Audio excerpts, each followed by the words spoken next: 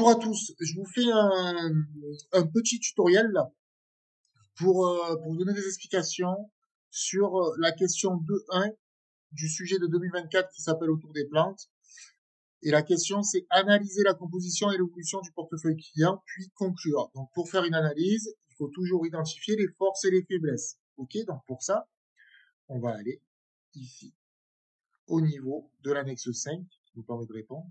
Et donc, pour pouvoir faire notre analyse et donc identifier les forces et les faiblesses, nous allons devoir calculer les taux d'évolution entre 2021 et 2023 pour le chiffre d'affaires, le nombre de commandes et le panier moyen.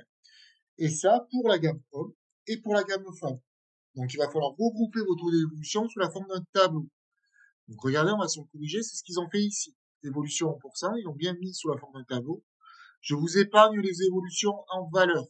Les évolutions en valeur, il suffit de faire la soustraction entre 2021 et 2023 pour chacune des cases, pour le chiffre d'affaires, etc., etc.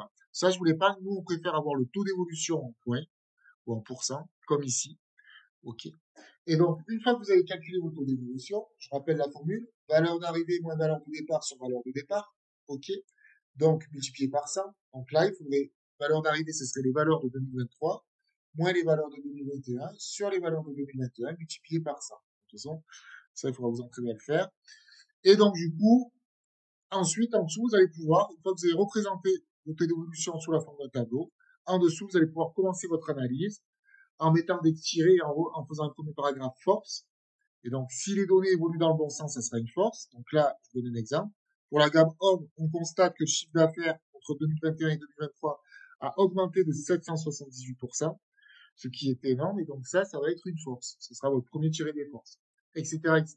Et ensuite, vous faites un deuxième paragraphe avec vos faiblesses. Je vous donne un exemple de faiblesse. On constate qu'on a une baisse de moins 15,7 points pour la gamme femme au niveau du panier moyen. Ça sera une faiblesse. Ok, donc là, vous listez vos faiblesses en fonction des taux d'évolution. Vous en mettez, allez, 4 ou 5. Et ensuite, vous sautez à nouveau une ligne pour faire votre conclusion qui est de faire des recommandations pour toutes les faiblesses que vous avez identifiées. Ok, donc pour toutes les faiblesses identifiées, vous allez pouvoir faire vos recommandations, c'est-à-dire que vous allez vous allez recommander à l'entreprise de mettre des actions en place afin de venir corriger ces taux d'évolution qui ne sont pas bons. Voilà, c'est tout pour ce petit tuto. Je vous remercie. Bonne journée. À bientôt.